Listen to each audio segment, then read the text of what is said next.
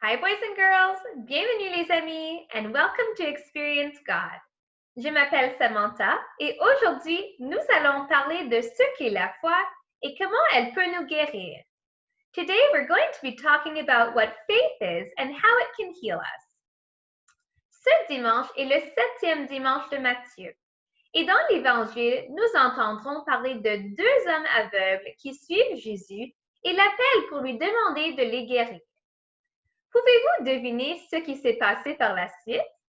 Jésus les guérit et leur rend la vue. Pourquoi pensez-vous qu'il les a guéris? Eh bien, parce qu'ils ont demandé à être guéris, bien sûr. Mais la partie la plus importante de cet évangile n'est pas que leurs yeux physiques ont été ouverts, mais plutôt que leurs yeux spirituels ont été ouverts. Ce sont nos yeux spirituels qui nous aident à mieux connaître Dieu. Jésus a demandé aux hommes s'ils croyaient qu'il pouvait les guérir, et ils ont répondu oui. Les hommes ont donc démontré une foi et une relation solide avec Dieu, qui ont été rendues encore plus fortes lorsque Jésus leur a ouvert les yeux. Leur foi les a aidés à voir et à comprendre la puissance glorieuse de Dieu, ce qui les a aidés à être guéris spirituellement. This Sunday is the 7th Sunday of Matthew, and in today's Gospel, we will hear about two blind men who follow Jesus and call out for him, asking him to heal them. Can you guess what happened next? Jesus heals them and restores their sight. And why do you think he did this? Well, because they asked to be healed, of course. The most important part of this Gospel is not that their physical eyes were opened, but rather that their spiritual eyes were opened. Our spiritual eyes are what help us to know and experience God. Jesus asked them if they believed that he could heal them, and they said yes. The men demonstrated a strong faith and relationship with God that was made even stronger when Jesus opened their eyes. Their faith helped them see and understand the glorious power of God.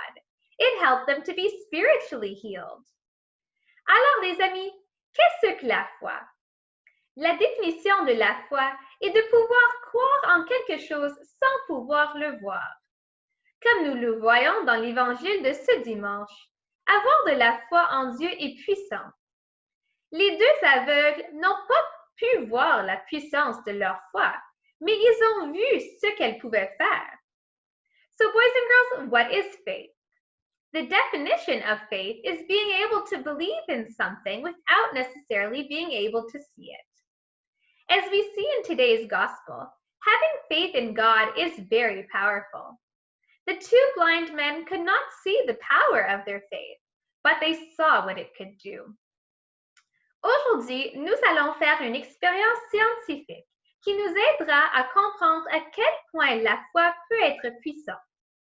Today, we're going to be doing a scientific experiment that will help us to understand just how powerful faith can be. Alors, le matériel que j'ai avec moi aujourd'hui, the materials that I have with me today are a balloon, un ballon, and some mustard seeds, des graines de moutarde. Si vous avez un ballon à la maison, je vous invite à mettre cette vidéo en pause et à aller la chercher pour que vous puissiez faire cette activité avec moi.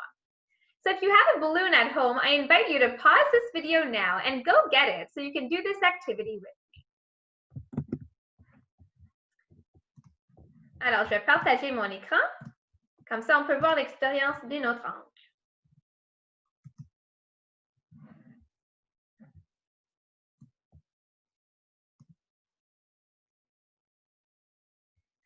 Alors, commençons par faire gonfler le ballon. Puis faisons un nœud. Let's start by blowing up the balloon and then tie a knot at the top of it. Ensuite, nous allons faire frotter le ballon sur nos vêtements. Next, we're going to rub the balloon on our clothes. Maintenant, prenez le ballon et tenez-le près de votre peau sans la toucher. Que ressentez-vous? Cela semble puissant, mais qu'est-ce que c'est? Je ne peux rien voir. Now take the balloon and hold it close to your skin without actually touching your skin. Do you feel that? It felt powerful, but what was it? I didn't see anything. Maintenant, frottons le ballon sur nos vêtements à nouveau. Cette fois, nous allons l'amener près de nos cheveux. Wow! Voyez-vous cela? Mes cheveux commencent à se redresser. Comment est-ce possible? Je ne vois rien qui les tire. So let's rub the balloon on our clothes again, and this time, let's bring it close to our hair without actually touching it. Wow! Did you see that? My hair was beginning to stand up. How did that happen? I didn't see anything pulling it up. Ce que nous venons de voir s'appelle l'électricité statique. Nous avons créé cette électricité en frottant le ballon contre nos vêtements. Et c'est exactement à quoi ressemble notre foi en Dieu.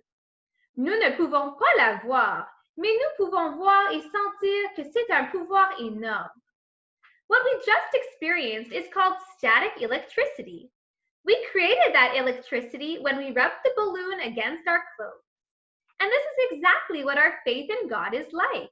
We can't see it, but we can see and feel its tremendous power. Vous pouvez continuer à jouer avec votre ballon en essayant de voir s'il peut coller à différentes surfaces ou ramasser des objets. So you can continue to play around with your balloon by trying to see if it can stick to different surfaces or pick up things. Je vais frotter le ballon sur mes vêtements une dernière fois. Et je vais le mettre près des graines de moutarde. Et nous allons voir ce qui se passe. So I'm now going to rub the balloon on my clothes again, and I'm going to put it close to the mustard seeds. And let's see what happens. Wow, tellement cool! La puissance de l'électricité statique attire les graines de moutarde au ballon. The power of the static electricity causes the mustard seeds to stick to the balloon. Jetez un coup d'œil maintenant à l'une de ces graines de moutarde. Savez-vous que Jésus parle de graines de moutarde dans la Bible? Let's take a closer look at one of these mustard seeds. Did you know that Jesus talks about mustard seeds in the Bible? Il dit que si vous avez la foi de la taille d'une graine de moutarde, vous pouvez déplacer des montagnes. He says that if you have faith the size of a mustard seed, you can move mountains. Cela signifie que même si votre foi est petite, comme cette graine de moutarde, vous pouvez dire à cette montagne de bouger et elle se déplacera. That means that if you have even a tiny amount of faith like the size of this seed, then you can say to that mountain to move, and it will move.